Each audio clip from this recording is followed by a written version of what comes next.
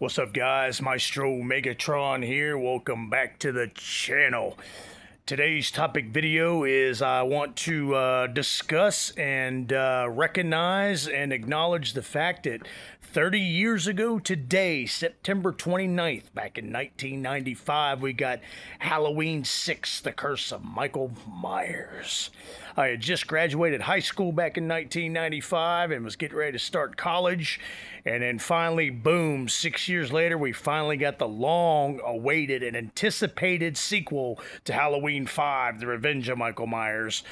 I remember watching MTV that afternoon, and then boom, there it was. They showed the trailer for The Curse of Michael Myers, and I was like, holy shit, I can't believe it. Finally, they come out with the sequel. Unfreaking believable.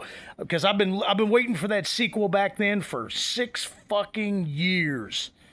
5.5 years at least. But yeah, finally got the long-awaited sequel and the continuation to Halloween 5, that mixed up and masked up ending from Halloween 5. But I remember seeing it, like I said, the trailer on MTV that day and was like, holy shit. And I remember being amazed and impressed that it was coming out on September 29th. 30 years ago today. Usually it comes out the 1st of October or the middle of October. Something like that. But September 29th, they were showing it early. They were showing it sooner than the month of October. So I was excited about that. I was like, damn, that looks badass. Finally we're getting it. Finally we're getting Halloween 6. The Curse of Michael Myers. What a badass name. Which I've done plenty of videos about Halloween 6, The Curse of Michael Myers, but I'm just kind of give you my little reaction back then about the trailer and my walking out of the theater reaction back then. I remember going to go see it with a couple of buddies of mine. Went to the movie theater to see it. It was actually the second movie I seen. Halloween movie I'd seen back then for Michael Myers in the movie theater. So I was pretty stoked about that. First one being Halloween 5 was the first one I saw in theaters. But I remember coming out of the theater, actually, as I'm watching it, I remember being very, very confused and disappointed at the same time. More of a light pissed offness about Danielle Harris not coming back as Jamie Lloyd. Had J.C. Brandy coming back as Jamie Lloyd. I'm like, who the hell is J.C. Brandy? But that disappointment kind of went away about that when I furthermore saw that they killed off the Jamie Lloyd character and was like, holy shit, I can't believe they killed her off, especially in the fashion that they did. Threw her up on a damn hay baler and basically hay baled her guts out.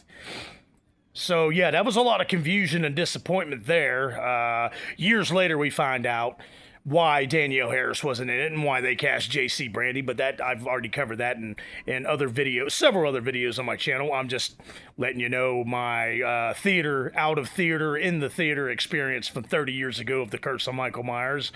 Another disappointment was, they brought back George P. Wilbur, but another disappointment about the whole thing was the ending. I remember walking out of the theater 30 years ago going, man, that movie was pretty badass. Paul Rudd was badass as Tommy Doyle. Freaking badass, beating the shit out of him with a damn big-ass lead pipe, leaving him laying there, and then we got the ending. The mask laying there with the green syringes, which was confusing back then for me too as well, in the theatrical cut that is, 30 years ago. And I'm like, okay, we hear Dr. Loomis screaming, and his mask is laying there with one of the syringes that Tommy Doyle kept injecting him with. And then it ended. And then at the very end, the biggest disappointment of the out-of-theater experience 30 years ago of The Curse of Michael Myers was the first thing the credits flash up at the very end is in memory of Donald Pleasence. Didn't even know he passed away. I could tell he was slower and ailing and sick throughout Halloween 6. I could just tell that something was off from Donald Pleasence, but, I just kind of shrugged it off. I was just happy to see Donald Pleasence one more time, which I didn't know it was one more time, but yeah.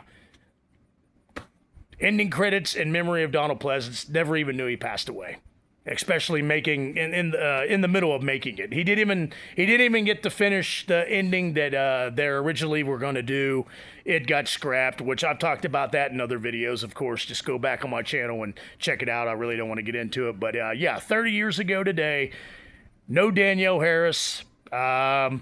Found out that Donald Pleasence had passed away in that ending, which we find out years later that there was a producer's cut. There was a bootleg producer's cut done, which I got that VHS tape offline, off the internet, years later.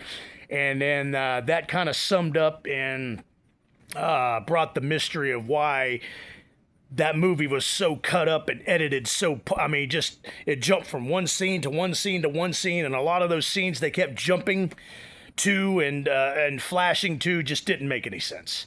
I do like the producer's cut a little bit better. It's a little more mellow and a little more Halloween-esque than the theatrical cut. The only thing I don't like about the producer's cut is the ancestral sex that he supposedly had with his niece Jamie Lloyd, but you know, I look past that, thank God, but it's still very disturbing. But I've explained a lot of the problems with Curse of Michael Myers, like I said, in different videos on my channel. But back then, 30 years ago, just I remember walking out of the theater going, that was exciting, that was badass.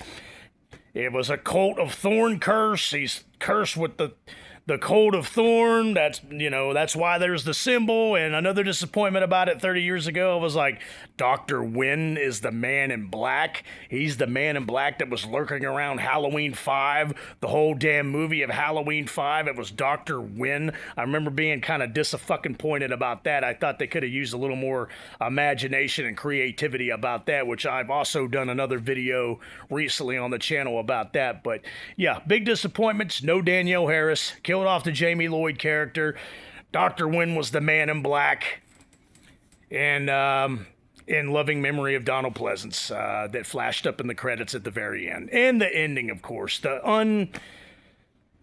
unmade, unfinished ending, as I call it. But other than that, I was quite pleased with it back then. Like I said, I was fresh out of high school, had been anticipating this sequel after Halloween 5 for years, 6 years to be exact. And again, I told you my disappointments, but the MTV version, the theatrical version, it hits. It's fast-paced, a lot of good kills, a lot of good violence. Love John Strode, love Bradford English, love the new character, Kara. I love her. Marianne Hagen as Kara, love her. Hated her brother. He's stupid. The little boy, Danny Strode, he was pretty cool, but like I said, it wasn't fully the producer, or not the producer's cut. The theatrical cut 30 years ago is choppy, and they left a lot of cuts out, a lot of parts out from the producer's cut, which we watched and found out years later. So there was a lot of confusion about the theatrical cut, but I was still happy with it. I was still satisfied. We got Dr. Loomis one more time. We got Michael Myers finally one more time. 6 years later after Halloween 5, but let's, mainly this video, I told you my out-of-theater experience and my reactions from it back then, but mainly what I wanted to touch on with this video is 30 years ago today, 1995, we finally got the sequel, the long-ass-awaited sequel to Halloween 5, which was Halloween 6, The Curse of Michael Myers, and I told you my disappointments and my high points of it.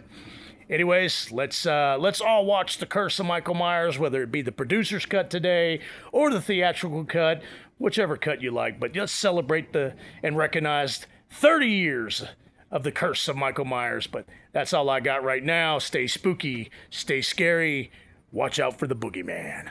Happy 30th anniversary, Curse of Michael Myers.